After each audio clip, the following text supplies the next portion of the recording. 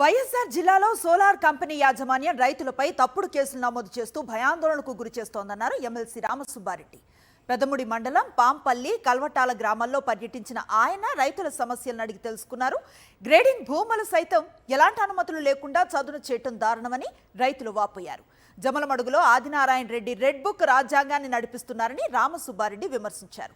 ఇప్పటికైనా రైతులకు న్యాయం జరగకపోతే ఆందోళన ఉధృతమవుతుందని హెచ్చరించారు. కలెక్టర్ ఎస్పీ భూదందాను ఆపాలని డిమాండ్ చేశారు. ఏం ప్రజాస్వామ్యంలో ఉన్నామా?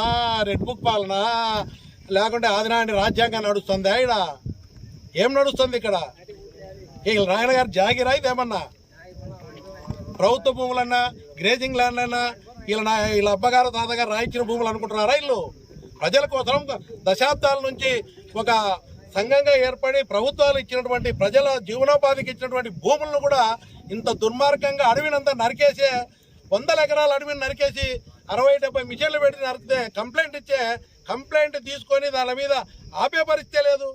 ఏం చేయాలి? రైతులపై ఆపాలా? ఆపితే తప్పుడు కేసులు పెడతారా? ఈరోజు ఇంత దుర్మార్గంగా రైతులు అడ్డపడితే రైతులను దొంగలు చేసి మీ అక్రమ సంపాదన కోసం కంపెనీతో లాలుచిపడి ఇంత దుర్మార్గంగా పరిపాలన చేస్తున్నారు. అడిగే వాళ్ళు లేడనే కదా? ఎవరిచ్చారు మీకు హక్కు?